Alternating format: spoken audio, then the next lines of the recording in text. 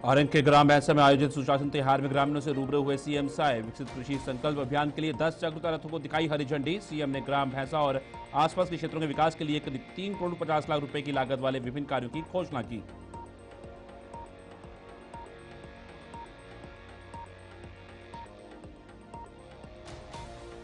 रायपुर में आयोजित अखिल भारतीय विद्यार्थी परिषद के नागरिक अभिनंदन समारोह में शामिल हुए सीएम साय। बोले, युवा शक्ति ही राष्ट्र की शक्ति। विकसित भारत में युवाओं की भूमिका अहम।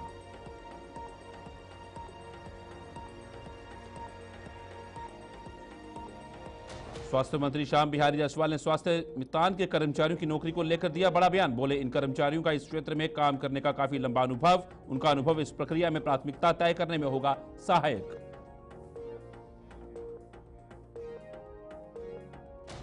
नमस्कार, छत्तीसगढ़ी खास खबरें देख रहे हैं आप सब। मैं हूं आपके साथ साहिल कीर्ति। मुख्यमंत्री विष्णुदेव साय आज रायपुर जिले के ग्राम भैंसा में आयोजित सुशासन शिविर में शामिल हुए। इस अवसर पर उन्होंने देश भर में प्रधानमंत्री नरेंद्र मोदी के नेतृत्व में 29 मई से 12 जून तक चलने वाले विकसित कृषि संकल्प अभियान के तहत 10 जागरूकता रथों को हरी झंडी दिखाकर अभियान की शुरुआत की। शिविर में मुख्यमंत्री ने प्रधानमंत्री आवास योजना के अंतर्गत निर्मित 110 पक्के मकानों की चाबी हितग्राहियों को सौंपी और कहा कि प्रधानमंत्री नरेंद्र मोदी का संकल्प है कि देश का कोई भी गरीब परिवार कच्चे मकान में ना रहे। हमारी सरकार इस संकल्प को साकार करने हेतु छत्तीसगढ़ में 18 लाख से अधिक प्रधानमंत्री आवास स्वीकृत कर चुकी है। आज मोर ये 29वां जिला है। इस सुशासन तिहार में आज आप बन के रायपुर जिला में मोर 29वां जिला है। एक बाद मात्र 5 जिला मोर बची है ना। तो हर जगह मैं जाता हूँ इसने समाधान शिविर में और कहीं औचक कोई पंचायत में भी उतर जाता हूँ। और मैं अकेले नहीं, हमारे मंत्रीगण भी जाते हैं, हमारे सांसद विधायक मन भी जाते हैं और वहाँ गांव वाला से मिल के चौपाल लगा के घंटा 1.5 घंटा बात करत हो तो बड़ा खुश हैं। महतारी बंधन के पैसा भी मिला थे, प्रधानमंत्री आवास भी बना थे, ये सब काम होते। अभी मैं नारायणपुर गए रहे हैं जहां अबूझ माड़िया जो राष्ट्रपति के दत्तक पुत्र कहे जाते ओमन के क्षेत्र में। तो एक मैं माता जी से पूछे कि आप मन का करते हो तो कहीं इसमें सिलाई मशीन खरीदे हो और 4,000 5,000 मोला सिलाई के पैसा मिल जाते महीना में। गांव भर के सब महिला मन के ब्लाउज पेटीकोट की सिलाई करते 4-5 हजार आसपास के महिला मन के भी। एक और अबूझ माड़िया माता बताइस कि मैं दुकान करता हूँ और 2,000-3,000 महीना फायदा हो जाते। तो इस तरह आज महतारी बंधन के बहुत काम आते पैसा के। आज हमारे सारंगढ़ जिला में एक दानसरा करके गांव है, वहां के माता मन अभी 2 दिन पहले में गए रहे तो मैंने चंदा करके प्रभु श्री राम के मंदिर निर्माण के काम मन करत है। तो इस तरह से बड़ा अच्छा। मुख्यमंत्री विष्णुदेव साय ने रायपुर स्थित इंदिरा गांधी कृषि विश्वविद्यालय के कृषि मंडपम में आयोजित अखिल भारतीय विद्यार्थी परिषद के नागरिक अभिनंदन समारोह में शिरकत की। उन्होंने युवाओं को राष्ट्र निर्माण की रीढ़ बताते हुए कहा कि 2047 तक भारत को विकसित राष्ट्र बनाने में उनकी अहम भूमिका होगी। मुख्यमंत्री ने कहा कि अखिल भारतीय विद्यार्थी परिषद विश्व का सबसे बड़ा छात्र संगठन है और इसकी राष्ट्रीय कार्यकारी परिषद की बैठक छत्तीसगढ़ में होना गर्व की बात है। उन्होंने बताया कि प्रदेश में नई शिक्षा नीति लागू है जिससे युवाओं को शिक्षा के साथ साथ रोजगार से भी जोड़ा जा रहा है।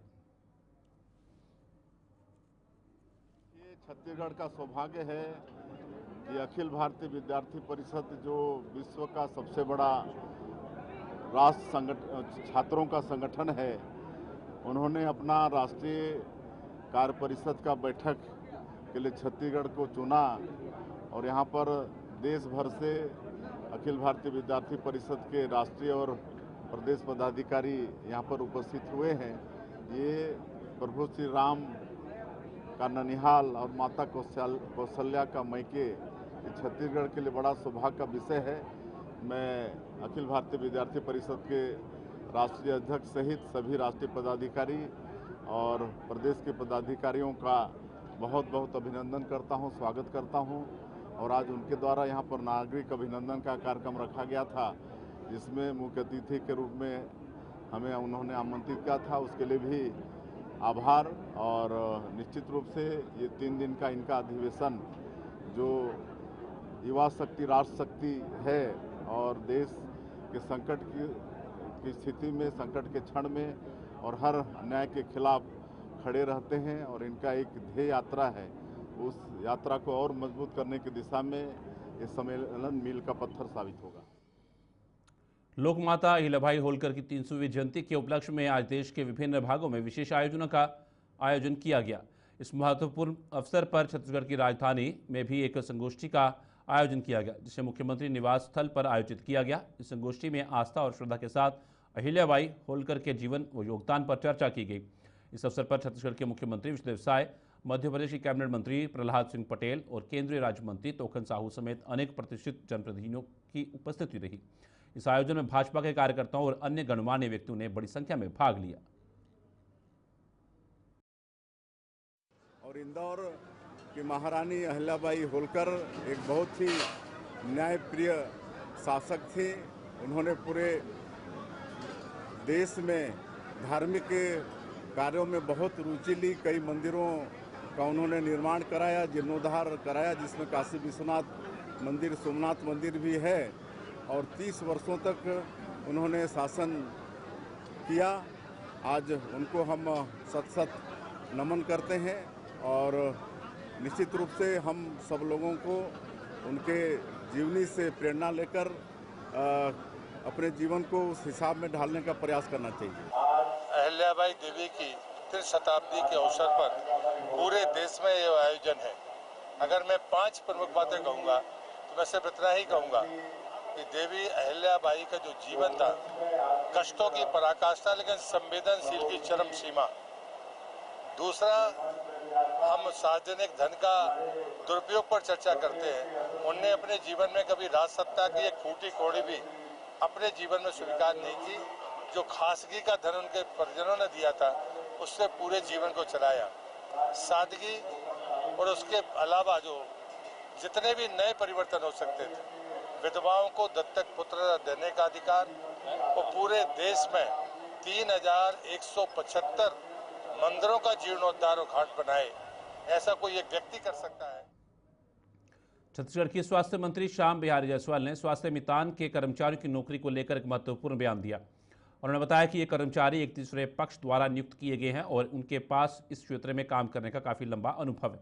उन्होंने ये भी उल्लेख किया कि इन कर्मचारियों का कार्यकाल अपेक्षाकृत लंबा हो गया है, लेकिन उनकी नियुक्ति की अवधि को बढ़ाने के लिए कोई औपचारिक कदम नहीं उठाया गया है।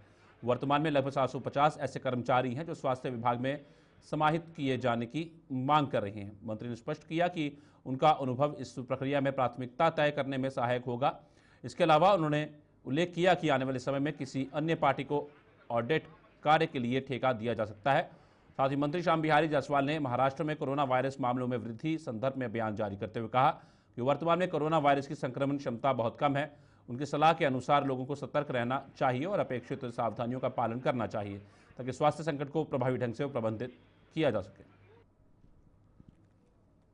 ये लोग जो थर्ड पार्टी ऑडिटर हैं आयुष्मान योजना में टीपीए, उनके माध्यम से रखे हुए कर्मचारी हैं और ये चूँकि काफ़ी लंबे समय से इन लोगों को अनुभव है और उसके समय अवधि पूर्ण हो चुके हैं जो टीपीए है उसका, और उसके समय अवधि को नहीं बढ़ाते हुए हम लोग या तो उसके निविदा आमंत्रित करेंगे या विभाग की ओर से उसको ऑडिट को कराएंगे। तो इनके जो लगभग 750 कर्मचारी हैं, उनका मांग है कि इसको हम लोग को स्वास्थ्य विभाग में समायोजित करें। तो इसको नियमानुसार हम दिखवाएंगे क्या कर सकते हैं, क्योंकि इनको लंबा अनुभव है और अनुभव को देखते हुए अन्य टीपीए आएगी तो निश्चित रूप से उनको रखेंगे। और यदि विभागीय प्रदेश में डीएपी खाद का संकट गहराता हुआ नजर आ रहा है, जिससे किसानों और कृषि क्षेत्र पर प्रतिकूल प्रभाव पड़ने की आशंका जताई जा रही है। इस महत्वपूर्ण मुद्दे पर राजनीतिक हलकों में बहस तेज हो गई है और इसके परिणाम स्वरूप दोनों ही प्रमुख पार्टियां इस विषय पर एक दूसरे के खिलाफ अपनी स्थिति स्पष्ट कर रही हैं। उनका तर्क है कि इस संकट के समाधान के लिए उचित उपायों की आवश्यकता है ताकि कृषि उत्पादकता को बनाए रखा जा सके और किसानों की चिंताओं को दूर किया जा सके। इस पर पूर्व मंत्री अमरजीत भगत का बयान सामने आया है, जिसमें उन्होंने स्पष्ट किया कि उनकी सरकार में ऑर्गेनिक खाद बनाने के लिए एक सुनियोजित योजना बनाई गई थी। ये योजना इस उद्देश्य से तैयार की गई थी कि किसान धीरे धीरे रासायनिक खाद से ऑर्गेनिक खाद की ओर शिफ्ट हो सकें, ताकि कृषि उत्पादन को और अधिक स्वास्थ्यवर्धक और पर्यावरण के अनुकूल बनाया जा सके। उन्होंने कहा कि हालांकि यह अत्यंत दुर्भाग्यपूर्ण है कि ऑर्गेनिक खाद की इस महत्वपूर्ण योजना को बंद कर दिया गया। वहीं स्वास्थ्य मंत्री ने श्याम बिहारी जायसवाल के पूर्व मंत्री अमरजीत भगत के बयान पर प्रतिक्रिया स्पष्ट करते हुए कहा कि प्रदेश में खाद की कोई कमी नहीं है। रासायनिक खाद से हम लोग ऑर्गेनिक खाद की तरफ जो एग्रीकल्चर जो विंग है उसको शिफ्ट करने जा रहे थे। उसके लिए प्रयास भी हुई और बहुत जगह कंपोस्ट खाद और ये सब बनना शुरू भी हुआ। उसमें थोड़ा सा क्वालिटी में कुछ शिकायत आई, बस उसी में थोड़ा सुधार करके और इसको आगे बढ़ाते तो आज जो क्राइसिस की स्थिति बन रही है, सरकार के पसीना जो छूट रहे हैं कि हम कहाँ से रासायनिक खाद लाएंगे, उससे बच पाते। केवल इसलिए आप बंद कर दिए कि कांग्रेस ने शुरू किया था। खाद की कोई कमी नहीं है। कल भी मैं गया था एक जिला में, अपने प्रभार जिला बलौदा बाजार भाटापारा में, कल भी जानकारी लिया। अपने गृह जिला मनेंद्रगढ़, कोरिया, गौरेला पेंड्रा प्रभार जिला, जिन जिन जिलों में मैंने भ्रमण किया है। मध्य प्रदेश के मंत्री कैलाश विजयवर्गीय छत्तीसगढ़ के दौरे पर हैं। इस दौरे के दौरान वे रायपुर के सांसद ब्रजमोहन अग्रवाल के पिता के शोक कार्यक्रम में भाग लेने का निर्णय लिया। उन्होंने मीडिया के साथ संवाद करते हुए कई महत्वपूर्ण विषयों पर विचार साझा किए। उन्होंने कहा कि अहिल्याबाई का योगदान न केवल उनके राज्य के लिए बल्कि पूरे देश के लिए एक प्रेरणा स्रोत है। उन्होंने हाल ही में न्यूनतम समर्थन मूल्य के संबंध में एक महत्वपूर्ण बयान भी दिया। उन्होंने कहा कि प्रधानमंत्री नरेंद्र मोदी ने कृषि क्षेत्र के विकास और किसानों की आर्थिक स्थिति को सुधारने के लिए यह आश्वासन दिया है कि हमारे प्रयासों से किसानों की आय दोगुनी की जाएगी। इस लक्ष्य को प्राप्त करने हेतु सरकार द्वारा प्रत्येक वर्ष एमएसपी में वृद्धि की जा रही है, जिससे किसानों को उनके उत्पादों के लिए बेहतर मूल्य प्राप्त हो सके। बहुत महान राजा थी वो, और इतने कष्ट के बाद भी बहादुरी से उन्होंने अपना राज चलाया। अपने राज्य की अर्थव्यवस्था ठीक थी। उस जमाने में इन्वेस्टमेंट लाए और अपने राज्य की महिलाओं को रोजगार दिया, महिलाओं की सेना बनाई, महिला सशक्तिकरण के लिए काम किया, महिलाओं को शिक्षा दी, महिलाओं के जो विधवा महिलाएं उनको विवाह करने का अधिकार दिया। ये सब एक इनोवेटिव काम किए तो माँ साहब ने किए, और इसलिए भारतीय जनता पार्टी ने, माननीय प्रधानमंत्री जी ने, राज्य सरकारों ने, सबने मिलकर इनसे भी जयंती और धूमधाम से मनाई है, जिससे कि देश उनके जीवन से प्रेरणा लेते। कि ऐसा है कि देश के प्रधानमंत्री ने पहले ही कहा कि हम किसानों की आय दोगुना करेंगे, और इसलिए हर वर्ष एमएसपी। मध्य प्रदेश के कैबिनेट मंत्री प्रहलाद पटेल रायपुर पहुंचे। इस अवसर पर उन्होंने कांग्रेस पार्टी द्वारा किए गए कुछ विवादास्पद बयानों पर प्रतिक्रिया व्यक्त की। विशेष रूप से उन्होंने इस बात पर जोर दिया कि कांग्रेस के नेता आतंकवाद और नक्सलवाद के मुद्दों का जिक्र करते हुए भारतीय जनता पार्टी को राजनीतिक लाभ देने का काम कर रहे हैं। उन्होंने कड़े शब्दों में कहा कि कांग्रेस के नेताओं ने मूल्यांकन करने की क्षमता का अभाव है, जो उनके राजनीतिक दृष्टिकोण और निर्णय लेने की प्रक्रिया पर सवालिया निशान लगाता है। विधान की न्यूनतम समर्थन मूल्य के संबंध में पटेल ने भारत सरकार को बधाई दी। उन्होंने कहा कि मध्य प्रदेश में एमएसपी से अधिक राशि किसानों को वितरित की जा रही है। ये कदम किसानों के हितों की रक्षा करने और कृषि क्षेत्र को मजबूत करने की दिशा में एक महत्वपूर्ण पहल है। और आज जो लोकमाता अहिल्याबाई जो एक आदर्श शासक थे, उनकी 300वीं जयंती के उपलक्ष्य में एक व्याख्यान रायपुर में है, उसमें भी शामिल होगा। ये दो ही मूल उद्देश्य। जिला वॉलीबॉल संघ एवं पुलिस विभाग के संयुक्त तत्वावधान में पुलिस लाइन कवर्धा के वॉलीबॉल मैदान में ग्रीष्मकालीन समर कैंप का आयोजन किया जा रहा है। ये कैंप 25 अप्रैल से प्रारंभ होकर 15 जून तक चलेगा। समर कैंप के दौरान आयोजित वॉलीबॉल मैच में पुलिस अधीक्षक धर्मेंद्र सिंह विशेष अतिथि के रूप में शामिल हुए। उन्होंने टीम ए और टीम बी के बीच खेले गए वॉलीबॉल मुकाबले का टॉस कराकर खेल का शुभारंभ किया और खिलाड़ियों से परिचय प्राप्त कर उन्हें बेहतर प्रदर्शन के लिए प्रेरित किया। समर कैंप के अंतर्गत आयोजित वॉलीबॉल मैच में टीम ए और टीम बी के बीच कड़ा मुकाबला देखने को मिला। इस रोमांचक मुकाबले में टीम ए ने शानदार प्रदर्शन करते हुए टीम बी को सीधे 2 सेटों में 2-0 से पराजित किया। पहले सेट में टीम ए ने 28-26 से जीत दर्ज की। दूसरे सेट में टीम ए ने 25-21 से जीत हासिल करते हुए मैच को अपने नाम किया। पुलिस अधीक्षक धर्मेंद्र सिंह ने कहा कि खेल न केवल शारीरिक विकास का माध्यम है, बल्कि यह अनुशासन, नेतृत्व और टीम भावना भी सिखाता है। ऐसे आयोजनों से युवाओं को खेल की ओर आकर्षित करने का अवसर मिलता है और उनमें आत्मविश्वास का विकास होता है। उन्होंने खिलाड़ियों की सराहना करते हुए विजेता टीम को सम्मानित भी किया।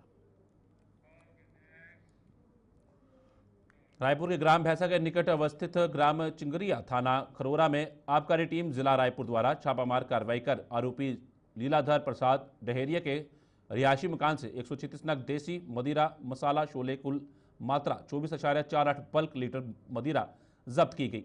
आरोपी मौके से फरार हो गया। आरोपी के विरुद्ध छत्तीसगढ़ आबकारी अधिनियम की धारा के तहत अपराध पंजीबद्ध किया गया है। आरोपी की खोजबीन कर गिरफ्तार करने की कोशिश की जा रही है। ये कार्रवाई सहायक जिला आबकारी अधिकारीगण टेक बहादुर कुर्रे, स्वाति चौरसिया एवं आबकारी उप निरीक्षक प्रकाश देशमुख के नेतृत्व में की गई।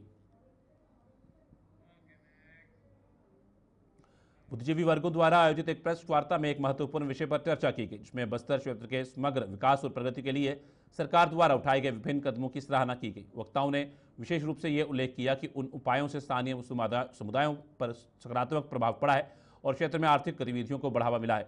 इसके साथ ही उन्होंने ये भी स्पष्ट किया कि शांति वार्ता सिर्फ एक उपाय के रूप में प्रभावी नहीं है। उन्होंने ये भी विचार व्यक्त किया कि जब तक ठोस और व्यवहारिक कदम नहीं उठाए जाते तब तक स्थिति में सुधार की उम्मीद कम है। अतः इस वार्ता के माध्यम से सरकार से ये आग्रह किया गया कि केवल वार्ता में संलग्न रहने के बजाय समस्या के मूल कारणों को पहचान कर उन पर कार्य किया जाए, ताकि बस्तर की जनता को स्थायी शांति और विकास का लाभ मिल सके।